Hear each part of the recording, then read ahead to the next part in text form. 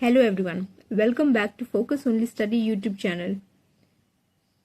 आज हम लोग हिस्ट्री के कुछ छोटे मोटे टॉपिक्स करने वाले हैं। ठीक है, एग्जामिनेशन पॉइंट ऑफ व्यू से ये इम्पॉर्टेंट है क्योंकि पीवाईक्यूज में इन सभी टॉपिक से क्वेश्चंस पूछे हुए हैं। ठीक है, वो कहते हैं ना, छोटी छोटी मगर मोटी बातें, तो इसीलिए है तो ये टॉपिक्स छोटे छोटे लेकिन इम्पॉर्टेंट है। ठीक है, तो आइए शुरू करते हैं। पहला है सोशियो रिलीजियस रिफॉर्म मूवमेंट्स। ठीक है, अब इस समाज सुधारक आंदोलन, ठीक है, इसको बेसिकली 3 कैटेगरी में बांटा गया है। जैसा कि आप सब देख सकते हैं, यहाँ पे एक टेबल दिया हुआ है। ठीक है, इस सोशियो रिलीजियस रिफॉर्म मूवमेंट्स को डिवाइड किया हुआ है 3 कैटेगरीज में। पहला कैटेगरी है रिफॉर्मिस्ट या प्रोग्रेसिव का, दूसरा कैटेगरी है रिवाइवलिस्ट या ट्रेडिशनलिस्ट का, और तीसरा कैटेगरी है कास्ट रिफॉर्म्स। ठीक है, मतलब हमारे समाज में 3 तरह का सामाजिक सुधार आंदोलन चला। ठीक है, पहला जो प्रोग्रेसिव सोच के लोग थे, ठीक है, उन्होंने इस आंदोलन को शुरू किया। दूसरा जो ट्रेडिशनल सोच के लोग थे, मतलब पारंपरिक सोच वाले लोग, उन्होंने इन सभी मूवमेंट्स को शुरुआत करा। तीसरा कास्ट सिस्टम में जो कुछ रूढ़िवादियां थी, ठीक है, जो कुछ अंधविश्वास था, उसको मिटाने के लिए इन सुधारों की शुरुआत की गई। आइए हम लोग इसको एक एक करके स्टडी करते हैं। ठीक है, बस इसको जो है मूवमेंट और इसका ईयर ये ध्यान में रखना है। ठीक है, और इसके इंडिविजुअल्स डिटेल्स जो है वो आप लोग देख लेना, हालांकि वो उतना इम्पोर्टेंट नहीं है। ठीक है, welcome back to focus only study YouTube channel. आज हम लोग हिस्ट्री के कुछ छोटे मोटे टॉपिक्स देखने वाले हैं। ठीक है, जिसमें से पहला है सोशियो रिलीजियस रिफॉर्म मूवमेंट्स। ये सभी टॉपिक्स छोटे मोटे हैं लेकिन इंपॉर्टेंट है एग्जामिनेशन पॉइंट ऑफ व्यू से, क्योंकि पीवाईक्यूज में इन सभी टॉपिक से क्वेश्चंस पूछे जा चुके हैं। ठीक है, और आगे भी पूछे जाएंगे। वो कहते हैं ना, छोटी छोटी मगर मोटी बातें, तो कुछ इसी तरह का ये सभी टॉपिक्स है। ठीक है, तो आइए शुरू करते हैं। सोशियो रिलीजियस रिफॉर्म मूवमेंट्स, जैसा कि आप लोग देख रहे हैं, यहाँ पे एक चार्ट और टेबल दे रखा है जिसमें ये दिख रहा है कि सामाजिक धार्मिक आंदोलन को 3 कैटेगरीज में डिवाइड किया गया है। ठीक है, पहला कैटेगरी है उन लोगों का जिनकी सोच काफी प्रोग्रेसिव है, दूसरा कैटेगरी है पारंपरिक सोच वाले लोगों का, और तीसरा कैटेगरी है कास्ट सिस्टम में सुधार लाने के लिए जो आंदोलन चलाया गया, उन सभी मूवमेंट्स के बारे में। ठीक है, तो सबसे पहले देखते हैं कि रिफॉर्मिस्ट या प्रोग्रेसिव लोगों ने किन तरह के मूवमेंट्स की शुरुआत की। तो पहला था इसमें यंग बंगाल मूवमेंट 1826 से 31। ठीक है, दूसरा था ब्रह्मो समाज 1828, तीसरा अलीगढ़ मूवमेंट 1875, चौथा सेवा सदन 1885, पांचवा अहमदिया मूवमेंट 1889 और छठा अकाली मूवमेंट 1921। क्लियर हो गया? तो फिर से एक बार रिकॉल करते हैं। रिफॉर्मिस्ट या प्रोग्रेसिव सोच वाले लोगों ने किन मूवमेंट्स की शुरुआत की? पहला यंग बंगाल मूवमेंट। ठीक है, प्रोग्रेसिव सोच वाले लोग कौन होंगे? जो यंग होंगे। ठीक है, कब शुरुआत की? 1826 से 31 में। दूसरा ब्रह्मो समाज 1828 में। ठीक है, ब्रह्मा पे जो विश्वास रखते हैं वो काफी रिफॉर्मिस्ट सोच वाले लोग होंगे। ठीक है, सुधारवादी सोच वाले लोग होंगे, जो कि 1828 में शुरू किया गया। तीसरा अलीगढ़ मूवमेंट, अलीगढ़ मुस्लिम यूनिवर्सिटी के छात्र जो होते हैं वो काफी प्रोग्रेसिव सोच वाले नए जनरेशन के लोग हैं, है कि नहीं, स्टूडेंट्स होते हैं जो 1875 में इसकी शुरुआत की गई।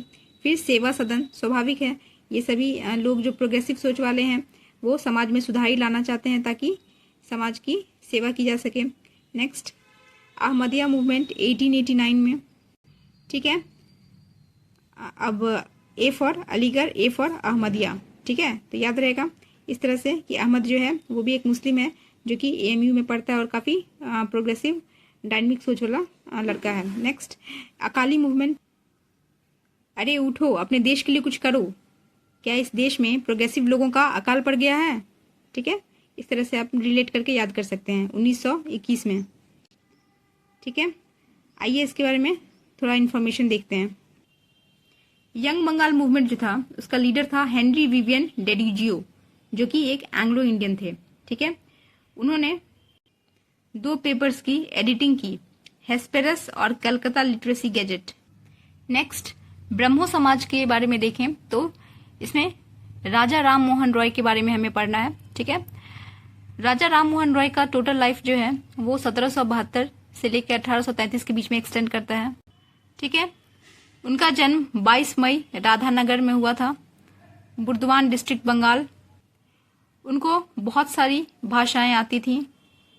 वो पर्शियन जानते थे, जिसको फारसी कहते हैं, इंग्लिश जानते थे, अंग्रेजी, ग्रीक जानते थे, फ्रेंच जानते थे, जर्मन जानते थे, संस्कृत जानते थे, लैटिन जानते थे और हिब्रू जानते थे। ठीक है, ठीक है, उनको फादर ऑफ इंडियन रेनेसांस कहा गया।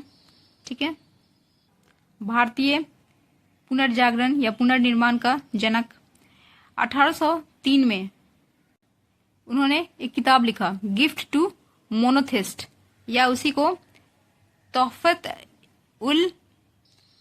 तोहफत उल मुराहिदीन कहते हैं। ठीक है, तो 1803 में उनकी ये पुस्तक आई, गिफ्ट टू मोनोथिस्ट, या उसी को तोहफत अल मुरादीन कहते हैं। ठीक है,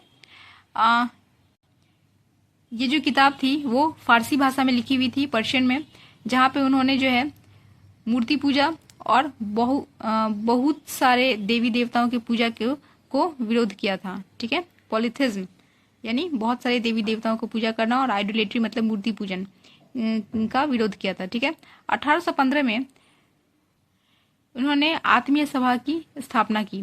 ठीक है, 1816 में उन्होंने वेदांत सोसाइटी की स्थापना की। 1817 में उन्होंने हिंदू कॉलेज इन कलकत्ता की स्थापना की, डेविड हेरे के मदद से। ठीक है, 1820 में उन्होंने किताब लिखा, precepts of Jesus, guide to peace and happiness. Clear है। 1823 में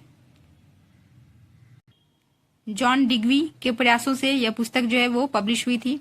1825 में उन्होंने वेदांत कॉलेज की स्थापना की।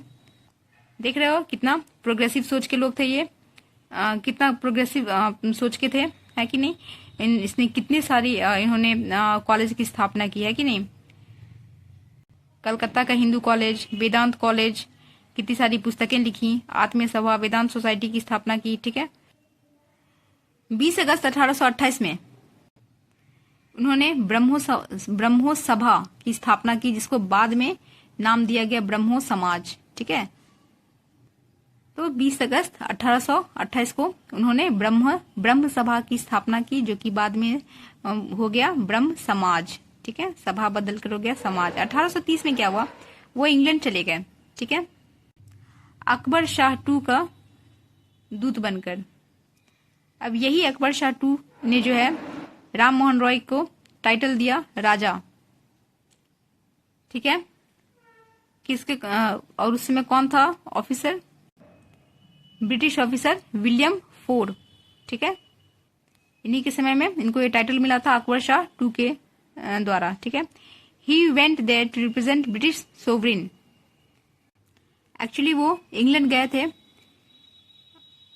अंग्रेजों से बात करने के लिए कि मुगल के जो पेंशन मिलता है उसे और बढ़ा दिया जाए, क्योंकि वो काफी इनसफिशिएंट हो रहा है। ठीक है, वहां पे वो 3 साल रहे और ब्रिस्टल में उनकी मृत्यु हो गई।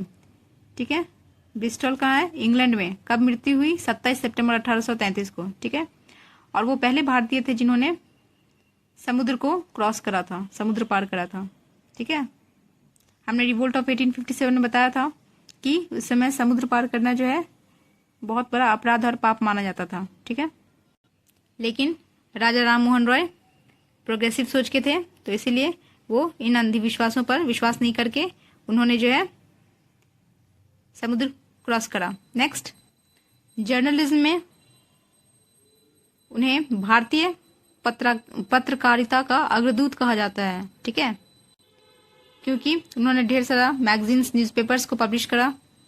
1821 में उन्होंने एडिट करा बंगाली जर्नल संवाद कौमुदी। 1822 में फारसी भाषा में उन्होंने फाउंड किया और एडिट करा मिरातुल अखबार।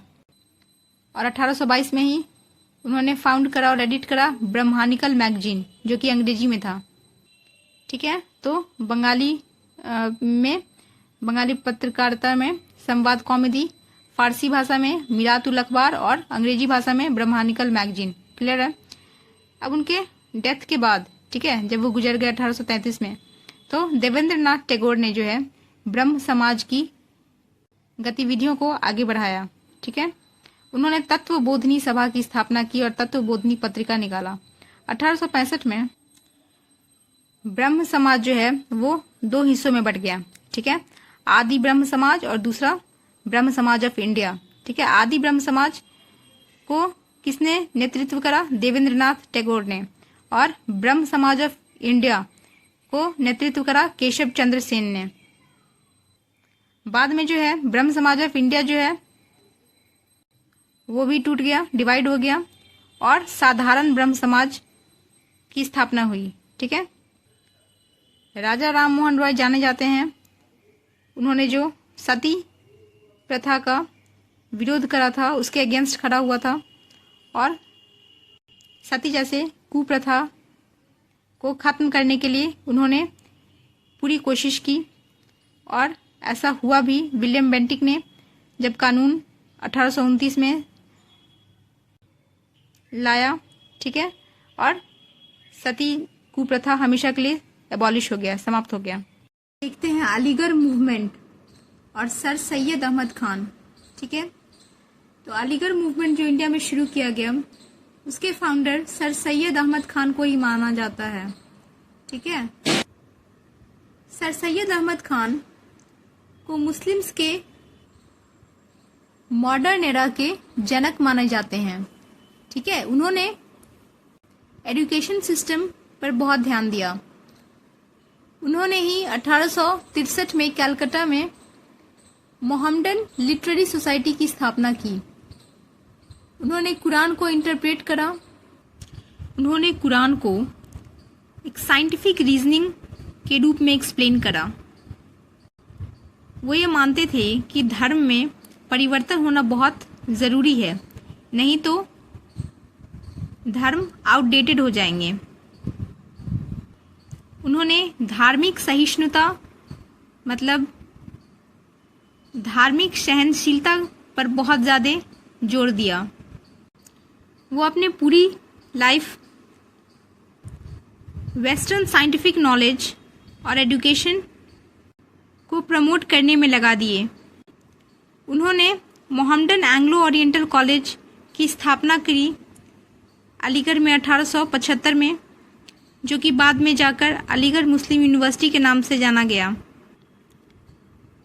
वो हिंदू मुस्लिम यूनिटी पर भी जोर देते थे और कहते थे कि मुस्लिम्स को अपने एजुकेशन डेवलपमेंट पे बहुत ध्यान देना चाहिए। उन्होंने एक मैगज़ीन पब्लिश करा था जिसका नाम था तहज़ीबुल अखलाक। ये PYQ है, पूछा हुआ क्वेश्चन है, याद रखना। उन्होंने सामाजिक जो भी कुरीतियाँ थी उसके विरोध में अभियान चलाया था। उन्होंने मुस्लिम करप्ट प्रैक्टिसेस को रिफॉर्म करने की कोशिश की, जैसे कि पीरी मुरीदी सिस्टम, स्लेवरी यानी गुलामी, ऑर्थोडॉक्स रिलीजियस प्रैक्टिसेस, ठीक है, पर्दा सिस्टम, बहुविवाह, तलाक, ऐसे बहुत सारी कुरीतियों को उन्होंने बदलने की कोशिश की। नेक्स्ट है सेवा सदन। सेवा सदन की स्थापना Parsi social reformer Behram ji M Malabari के द्वारा किया गया था। इस ऑर्गेनाइजेशन का मुख्य उद्देश्य था औरतों एवं महिलाओं की उत्थान। जो भी शोषित महिला थी, जो भी सताई हुई महिला थी, उनको सपोर्ट प्रोवाइड करना। नेक्स्ट है अहमदिया मूवमेंट। मिर्ज़ा गुलाम अहमद ने इस मूवमेंट की स्थापना करा, जिसका मुख्य उद्देश्य था कि मुस्लिम्स को मॉडर्न एजुकेशन यानी शिक्षा का महत्व समझाना। और इसके जो फॉलोअर्स थे वो बेसिकली प्रॉफेट मोहम्मद के आइडियाज़ पर विश्वास करते थे। इस मूवमेंट का नाम अहमदिया मूवमेंट इसलिए हुआ क्योंकि अहमद जो है वो मुहम्मद का अल्टरनेटिव नाम है, ठीक है। एक तरह से कह सकती हो कि पर्यायवाची शब्द है, ठीक है, अहमद और मुहम्मद दोनों, ऐसा कुरान में दिया हुआ है। नेक्स्ट, अकाली मूवमेंट जो है नाम से ही पता चल रहा है कि ये सिख से रिलेटेड होगा। इसी को गुरुद्वारा रिफॉर्म मूवमेंट के नाम से भी जाना जाता है। इसका मुख्य उद्देश्य क्या था कि गुरुद्वारा का जो मिसमैनेजमेंट था, जो करप्ट प्रैक्टिसेस था, उसमें सुधार लाना, ठीक है। एक्चुअली होता क्या था कि गुरुद्वारा के महंत जो थे वो बहुत ज़्यादा संपत्ति बना लिए थे। कैसे? तो जो भी सिख डिवोटीज थे उनके डोनेशन से जो है इन गुरुद्वारों के जो महंत थे, ठीक है, उन्होंने इन डोनेशंस को इकट्ठा करके बहुत सारे वेल्थ एक्यूमुलेट कर लिया था, ठीक है, जमा कर लिया था। तो इन अकालीज के द्वारा प्रेशर बनाया जा रहा था कि इस सिस्टम को चेंज किया जाए। तो अल्टीमेटली क्या हुआ, इस मूवमेंट के रिजल्ट में गुरुद्वारा जो है अब एक चुने हुए कमिटी के द्वारा मैनेजमेंट उसके अंतर्गत आ गया, ठीक है। मतलब एक इलेक्टेड कमिटी जो है अब गुरुद्वारा का मैनेजमेंट करेंगे। इसको कहा गया शिरोमणि गुरुद्वारा प्रबंधक कमेटी, ठीक है। अकाली मूवमेंट का जो फॉलोअर्स थे उन्होंने सत्याग्रह भी लॉन्च करा था गवर्नमेंट के अगेंस्ट और इन करप्टेड महंत्स के अगेंस्ट, ठीक है। अब हम लोग देखते हैं दूसरा कैटेगरी, दैट इज रिवाइवलिस्ट या ट्रेडिशनलिस्ट सोच वाले लोगों के द्वारा चलाए गए मूवमेंट्स। तो इसमें आता है वहाबी मूवमेंट 1820, धर्म सभा 1830, प्रार्थना समाज 1867, आर्य समाज 1875 और 1866, theosophical society 1875 as well as 1866 और मद्रास हिंदू एसोसिएशन 1892, ठीक है। थोड़ा बहुत इन्फॉर्मेशन इन सभी मूवमेंट्स के बारे में आइए देखते हैं।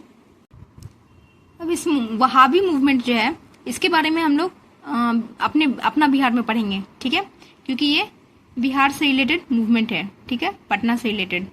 नेक्स्ट देखते हैं धर्म सभा। अब धर्म सभा जो है इस मूवमेंट को स्थापित करने वाले थे राधाकांत देव, ठीक है। ये बेसिकली ब्रह्मो समाज के इनिशिएटिव्स को काउंटर करने के लिए शुरू करा गया था, ठीक है। इस सभा के लोग जो है वो वेस्टर्न एजुकेशन फॉर वुमेन को प्रमोट करते थे, ठीक है। लेकिन ये जो थे वो राधाकांत देव जो थे वो राजा राम मोहन रॉय के जो आइडियोलॉजी था, उनका जो सोच था, उसके डायरेक्ट अगेंस्ट थे, ठीक है, विरोधी थे एक प्रकार के। और ये ऑर्गेनाइजेशन बेसिकली उसी चीज को काउंटरैक्ट करने के लिए था, ठीक है। चूंकि ये ट्रेडिशनल सोच के लोगों का मूवमेंट था तो इसीलिए ये ट्रेडिशनल एजुकेशन को भी प्रोपगेट करता था, मतलब ये पारंपरिक शिक्षा को प्रमोट करता था, ठीक है। नेक्स्ट है आर्य समाज। आर्य समाज को स्वामी दयानंद सरस्वती के द्वारा फाउंड किया गया था 10 अप्रैल 1875 में, ठीक है, एट मानिक चंद्र वाटिका इन बॉम्बे, ठीक है। बॉम्बे में इसकी स्थापना हुई थी मानिक चंद्र वाटिका में, ठीक है। बाद में 1877 में जो है इसको लाहौर में शिफ्ट कर दिया गया। अब स्वामी दयानंद सरस्वती का मूल शंकर उनका ओरिजिनल नाम था। वो गुजरात में बॉर्न हुए थे 1824 में। उनके जो शिक्षक थे स्वामी पुरानंद, ठीक है, उन्होंने ही दयानंद सरस्वती नाम दिया था मूल शंकर को, ठीक है। और एक दूसरे शिक्षक थे स्वामी विरजानंद, ठीक है, विरजानंद। स्वामी विरजानंद जो थे वो मथुरा में उनको वेद की शिक्षा दिए थे। ठीक है, अब स्वामी दयानंद सरस्वती के कुछ बुक्स और वर्क्स इस प्रकार हैं। पहला है सत्यार्थ प्रकाश। ठीक है, पीवाईक्यू क्वेश्चन है, वेरी इंपॉर्टेंट, बहुत सारे स्टेट पीवाईक्यूज में पूछा हुआ है इंक्लूडिंग बीपीएससी। ठीक है, तो सत्यार्थ प्रकाश जो है वो स्वामी दयानंद सरस्वती की पुस्तक है, जिसका नाम द ट्रू एक्सपोजिशन भी है। ठीक है, 1874 में हिंदी में इसकी पब्लिकेशन हुई थी। नेक्स्ट है वेद भाष्य भूमिका। ठीक है, तो ये बेसिकली क्या था, ये जो किताब है इंट्रोडक्शन टू वैदिक कमेंट्री। ठीक है, तो वैदिक कमेंट्री पे ये जो है किताब लिखी हुई है। ठीक है, इसका इंट्रोडक्शन पे, जबकि वेद भाष्य वो एक्चुअल जो मेन कंटेंट है वैदिक कमेंट्री पे, ठीक है, उस पे ये किताब लिखा हुआ है। तो स्वामी दयानंद सरस्वती ने वेद से जुड़े बहुत सारे काम किए थे। ठीक है, अब वेद भाष्य जो उन्होंने पुस्तक लिखी थी ये संस्कृत में उन्होंने लिखा था, और वो भी मुख्य रूप से यजुर्वेद और ऋग्वेद पर ये पुस्तक बेस्ड है। ठीक है, वेद भाष्य क्लियर हो गया। और वेद भाष्य भूमिका में जो है इन्होंने बस भूमिका बांधा है, दैट मीन्स इंट्रोडक्शन दे रखा है। ठीक है, और सत्यार्थ प्रकाश में जो है इन्होंने कुछ ट्रुथ एक्सपोज किया है। क्लियर, इन्होंने स्लोगन दिया go back to Vedas, Vedas are source of all knowledge, India for Indians. Clear, बहुत ही इंपॉर्टेंट स्लोगन है ये। ठीक है, पीवाईक्यूज में पूछा हुआ है और आगे भी पूछा जाएगा। वेदों के पास लौट चलो, वेद सभी ज्ञान का मुख्य स्रोत है। ठीक है, और भारत भारतीयों के लिए है। ये सभी स्लोगन्स जो है किसके द्वारा दिया गया है, स्वामी दयानंद सरस्वती के द्वारा। ठीक है, नेक्स्ट है स्वामी दयानंद सरस्वती ने शुद्धि मूवमेंट की शुरुआत करा। ठीक है, उन्होंने नॉन हिंदूज को हिंदुइज्म में कन्वर्ट किया। ठीक है, इस शुद्धि मूवमेंट के अंतर्गत क्या किया जाता था, तो जो नॉन हिंदूज थे उसको हिंदू में कन्वर्ट किया जाता था। ठीक है, या कन्वर्ट करने के लिए प्रेरणा दिया जाता था। ठीक है, अब लाला लाजपत राय प्लस हंसराज, ठीक है, इन दोनों ने मिलकर जो है एंग्लो वैदिक स्कूल की स्थापना करी लाहौर में 1886 ईस्वी में। ठीक है, यही एंग्लो वैदिक स्कूल बाद में जो है डीएवी के नाम से प्रसिद्ध हुआ। हाँ, वही डीएवी जो आज के डेट में जो है ये डीएवी स्कूल जो है वो इंडिया के लगभग हर स्टेट्स में प्रेजेंट है और बहुत ही famous, one of the most famous schools है। ठीक है, तो एजुकेशन जो था इस डीएवी में, it combined modern plus classical Indian studies. ठीक है, इसमें जो है अगर आप डीएवी का कुछ आइडिया हो, डीएवी स्कूल से पढ़े हुए हो, तो आपको पता होगा कि यहाँ पे जो है मॉडर्न शिक्षा के साथ साथ क्लासिकल शिक्षा भी दी जाती है। दैट मीन्स संस्कृत, यहाँ अंग्रेजी के साथ साथ जो है हिंदी और संस्कृत में भी शिक्षा दी जाती है। और प्रेयर्स जो होते हैं सुबह के, जो असेंबली, मॉर्निंग असेंबली प्रेयर्स होते हैं, वो मोस्टली संस्कृत में होते हैं। ठीक है, तो हुआ ना मॉडर्न प्लस क्लासिकल का एक तरह से कॉम्बिनेशन। ठीक है, कॉम्बिनेशन एजुकेशन दिया जाता है। अब दयानंद जो थे वो पहले पर्सन थे जिन्होंने टर्म स्वराज यूज करा। ठीक है, और वो पहले इंसान थे जिन्होंने स्वदेशी के बारे में, ठीक है, बताया, एज वेल एज जोर दिया, इंसिस्ट करा कि हमें जो है मेनली स्वदेशी वस्तुओं का ही इस्तेमाल करना चाहिए। और वो पहले इंसान थे जिन्होंने भारत के राष्ट्रभाषा के रूप में हिंदी को पहचाना और उसे सम्मान दिया और इवन प्रमोट भी किया। ठीक है, अब हम लोग देखते हैं प्रार्थना Samaj. Prarthana Samaj was formed in 1867 in Bombay under Keshav Chandra Sen. 1867 में प्रार्थना समाज का फॉर्मेशन हुआ था बॉम्बे में अंडर केशव चंद्र सेन।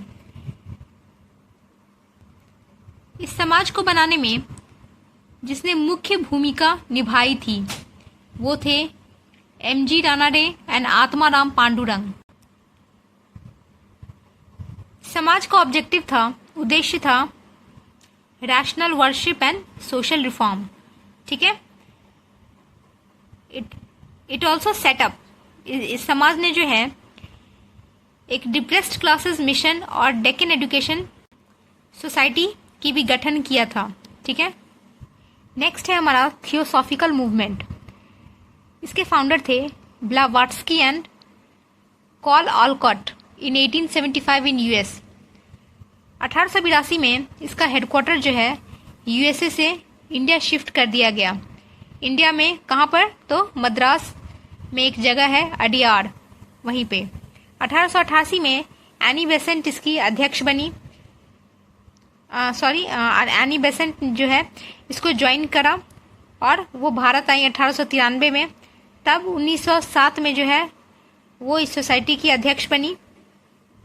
1898 ईस्वी में थियोसॉफिकल सोसाइटी ने सेंट्रल हिंदू कॉलेज की स्थापना किया एट वाराणसी, जो कि बाद में 1916 में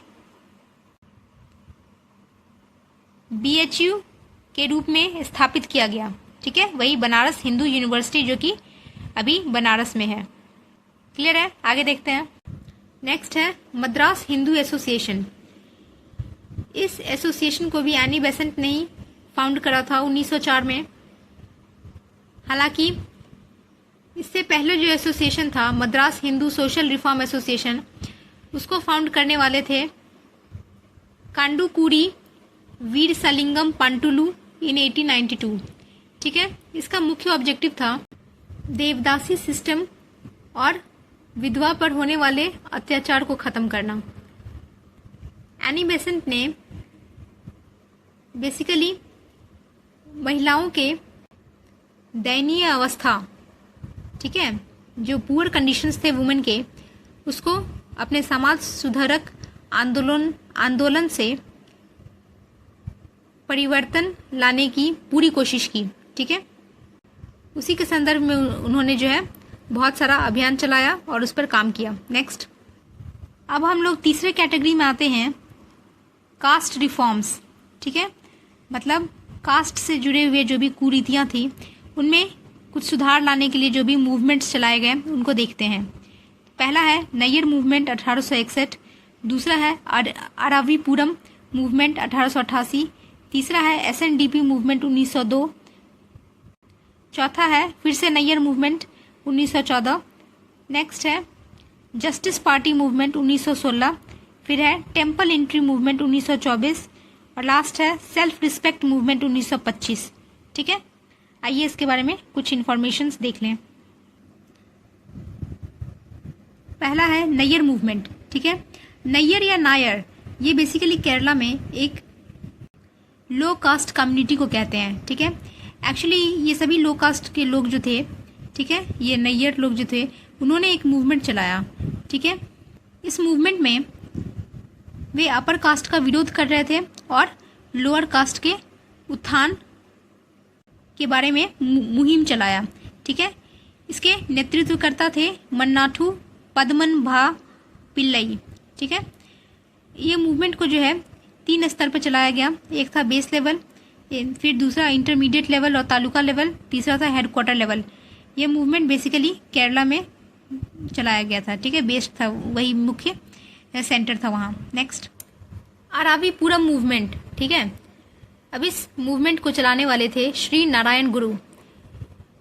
1888 ईस्वी में शिवरात्रि के पावन त्योहार पर उन्होंने शिव भगवान की मूर्ति को केरला के अरावीपुरम मंदिर में स्थापित कर दिया और इस मुहिम की शुरुआत की। उन्होंने ऐसा क्यों किया?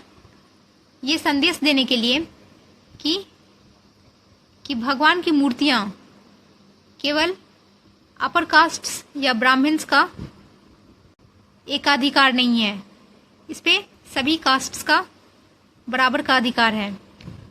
इस घटना के बाद साउथ इंडिया में बहुत सारे टेम्पल एंट्री मूवमेंट्स चलने लगे।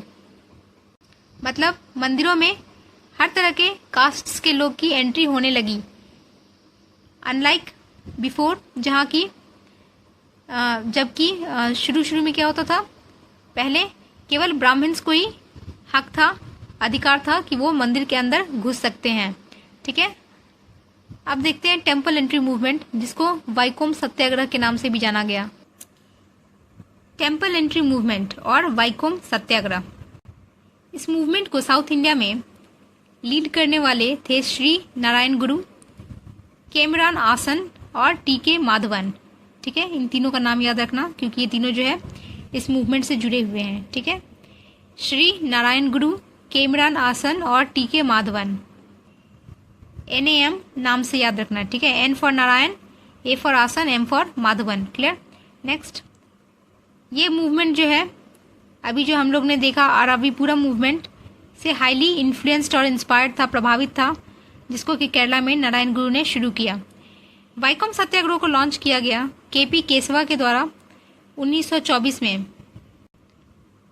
इस मूवमेंट में यह डिमांड किया गया कि अवर्ण हिंदू या ऑप्रेस्ड क्लासेस की एंट्री जो है वो सभी तरह के मंदिरों में होनी चाहिए।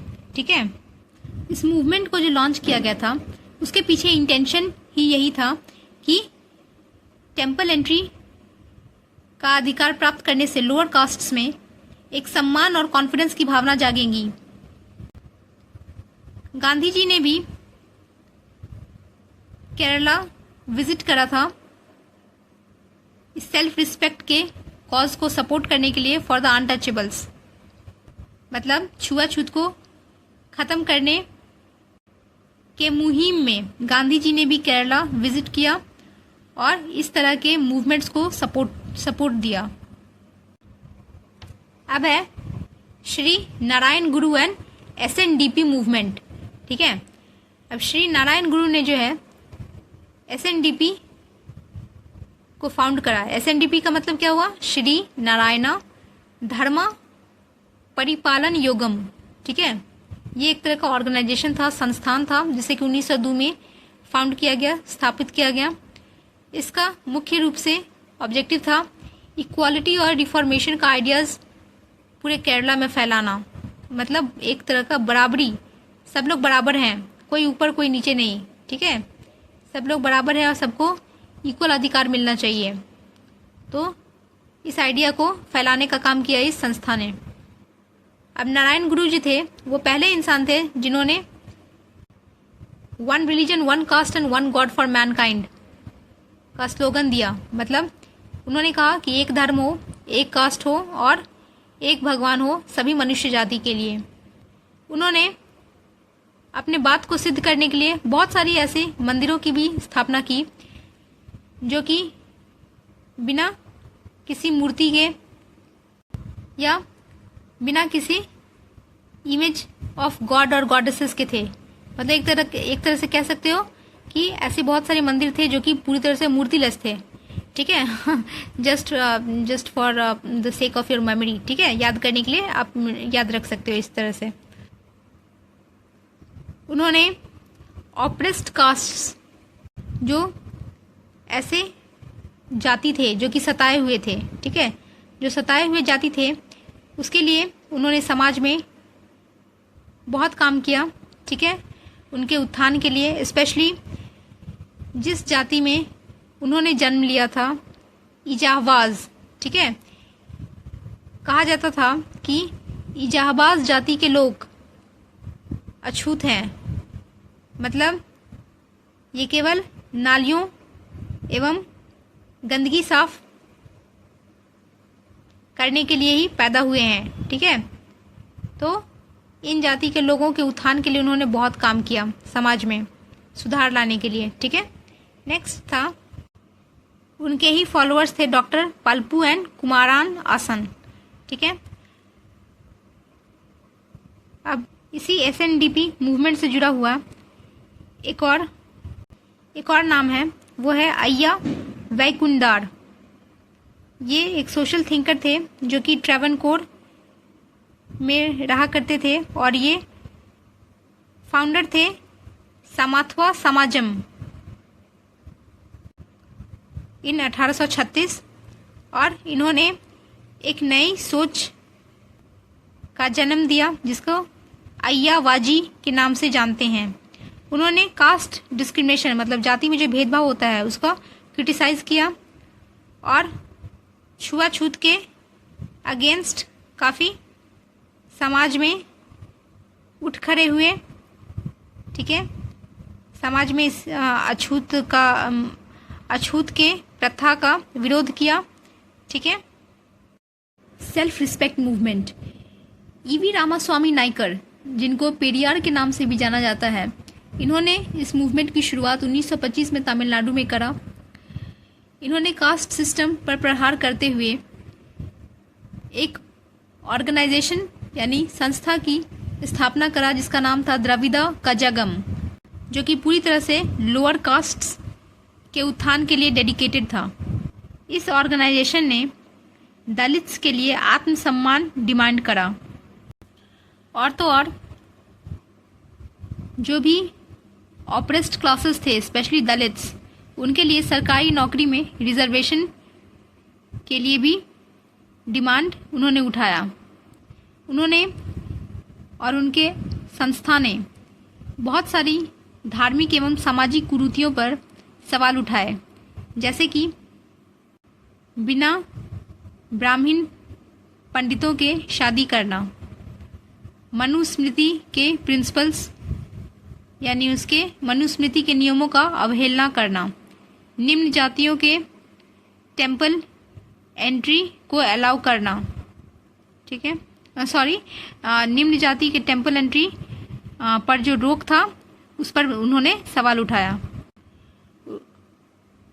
उनके आइडियाज़ को एक वीकली जर्नल में भी प्रकाशित किया गया जिसका नाम था कूडी अरासू। ठीक है, उन्होंने एक कथन कहा था, we are fit to think of self respect only when the nation of superior and inferior caste is banished from our land. मतलब हम लोग आत्मसम्मान की बातें तभी कर सकते हैं जब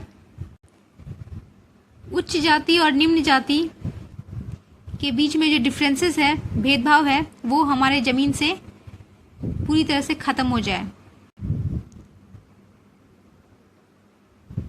उनके ऑर्गेनाइजेशन का बाद में 2 भागों में डिवीज़न हो गया, जिसमें CN अन्नादुरई ने एक सेपरेट अलग से पार्टी बना लिया जिसका नाम रखा Dravida Munnetra Kazhagam. Right. Caste reforms की अगर हम बात करें तो इसमें महात्मा गांधी और भीमराव अंबेडकर जी का भी बहुत बड़ा रोल है। ठीक है, आइए उनके बारे में कुछ एक्स्ट्रा इन्फॉर्मेशंस देखते हैं। महात्मा गांधी ने समाज सुधार को अपने राष्ट्रवादी आंदोलन के प्रोग्राम का एक हिस्सा बताया।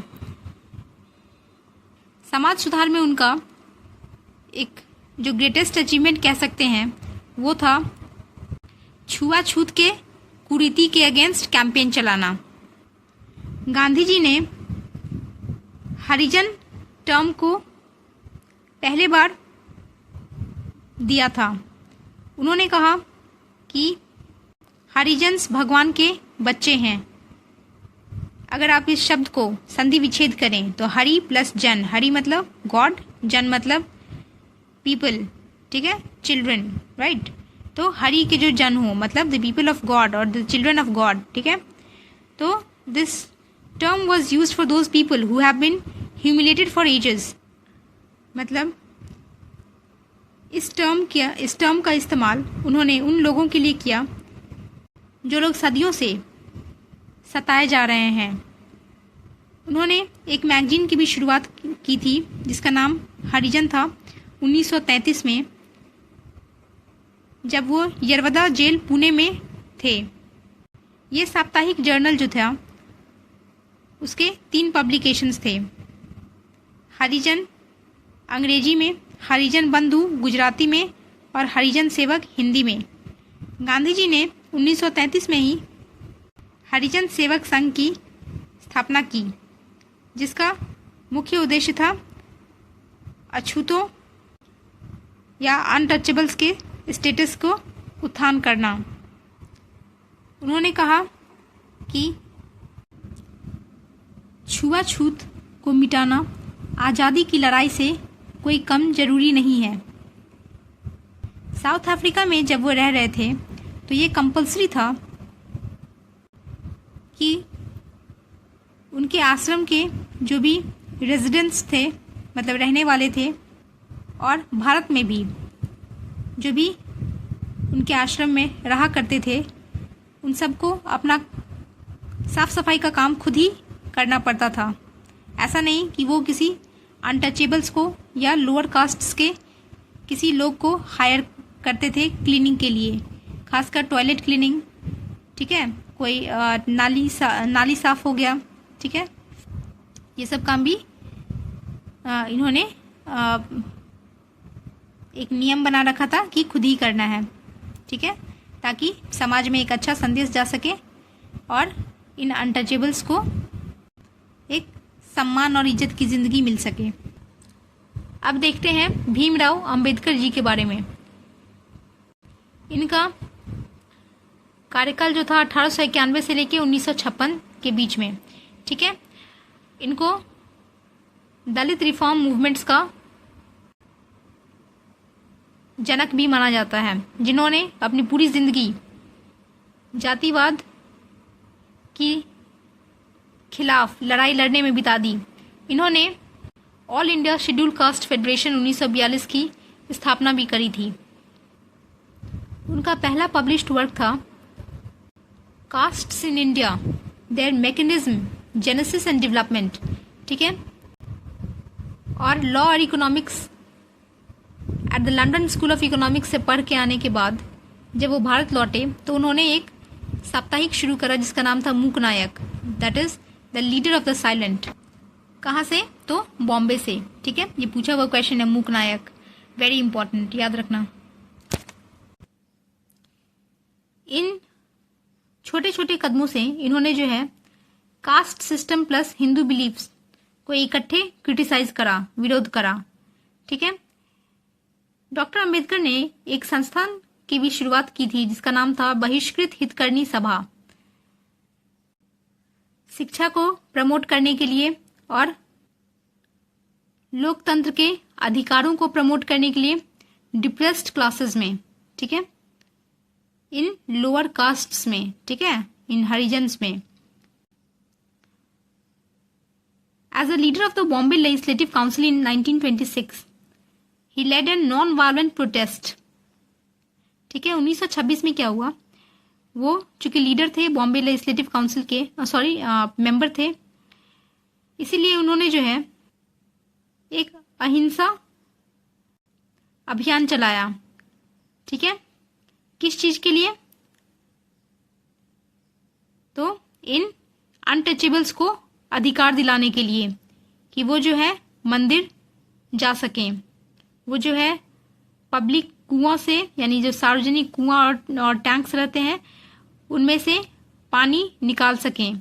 सोचो कितनी ज़्यादा इन लोगों के साथ अत्याचार किया जाता था कि इन लोगों को, इन अनटचेबल्स को कुआं और टैंक छूने की भी परमिशन नहीं थी और मंदिर जाने की तो खैर परमिशन थी ही नहीं।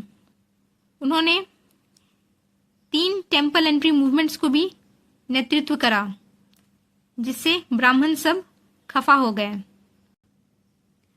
चूंकि वो इंडियन नेशनल कांग्रेस के एक एक्टिव यानी सक्रिय सदस्य थे तो उन्होंने इस बात पे जोर दिया और ये डिमांड करा कि इन ऑप्रेस्ड क्लासेस के लिए, इन सताए हुए वर्ग के लिए एक अलग सा इलेक्टोरेट हो, सेपरेट इलेक्टोरेट्स जरूरी है इन ऑप्रेस्ड क्लासेस के लिए। ऐसा सवाल उन्होंने और ऐसा डिमांड उन्होंने राउंड टेबल कॉन्फ्रेंस में उठाया था। अगर राउंड टेबल कॉन्फ्रेंस की बात आ ही चुकी है तो ये भी बात याद रखना कि डॉक्टर BR अम्बेडकर जो थे वो इकलौते ऐसे इंडियन थे, ठीक है, जिन्होंने जो है तीनों RTC यानी राउंड टेबल कॉन्फ्रेंस में पार्टिसिपेट करा था, ठीक है। नेक्स्ट देखते हैं ब्रिटिश PM रामसे मैकडोनाल्ड जो थे, उन्होंने इस सेपरेट इलेक्टोरेट की डिमांड का फायदा उठाने का सोचा। उन्होंने सोचा कि क्यों ना इस मुद्दे को उठाकर हम भारतीयों में फिर से एक सामाजिक दरार पैदा कर दें और इसीलिए उन्होंने 1932 के अगस्त में कम्युनल अवार्ड की घोषणा कर दी जिसमें उन्होंने कहा कि डिप्रेस्ड क्लासेस को अलग से वोट करने का अधिकार दिया जाएगा और उनके लिए एक अलग कॉन्स्टिट्यूएंसी होगी, that is separate electorate system का उन्होंने वादा किया, लेकिन इसको महात्मा गांधी ने पुरजोर विरोध किया था, ये कहकर कि आप जो है इस सेपरेट इलेक्टोरेट और कम्युनल अवार्ड का लालच देकर हिंदू समाज को डिवाइड करने का सोच रहे हैं। पूना पैक्ट को जो है 24 सितंबर 1932 को साइन किया गया था, जिसमें कि डिप्रेस्ड क्लासेस के लिए नंबर ऑफ सीट्स को 71 से बढ़ा के 147 तक कर दिया गया प्रोविंशियल लेजिस्लेचर में, और सेंट्रल लेजिस्लेचर में टोटल का 18% जो है वो रिजर्व रहेगा डिप्रेस्ड क्लासेस के लिए। ठीक है, हमारे भारतीय संविधान का आर्टिकल 17 एबॉलिश करता है प्रैक्टिस ऑफ अनटचेबिलिटी। ठीक है, ये जो है छुआछूत का अंत करता है ये आर्टिकल, और इसको किसी भी रूप में अगर प्रैक्टिस किया जाता है तो वो पूरी तरह से प्रोहिबिटेड है। ठीक है, और इसको जो है छुआछूत को प्रैक्टिस करने का अगर कोई गुस्ताखी करता है तो उसे दंड दिया जाएगा कानून के तहत। ठीक है, अब ये इन सोशल रिफॉर्म मूवमेंट्स का क्या महत्व रहा, तो इससे बहुत सारे कानून में परिवर्तन आए, बदलाव आए। ठीक है, जैसे कि सती को जो है 1829 में बैन कर दिया गया, गुलामी को इलीगल डिक्लेयर कर दिया गया 1843 ईस्वी में, विधवा पुनर्विवाह जो है उसको लीगलाइज्ड कर दिया गया 1856 में। आप लोग को पता होगा पंडित ईश्वर चंद्र विद्यासागर ने जो है बहुत ही इंपॉर्टेंट रोल प्ले करा था विडो रीमैरिज में। ठीक है, फिर इंटरकास्ट मैरिजेस अंतर जातीय विवाह को 1872 में लीगलाइज्ड कर दिया गया। शारदा एक्ट, जिसको कि चाइल्ड मैरिज रिस्ट्रेंट एक्ट कहते हैं, जो कि 1929 के तहत आता था।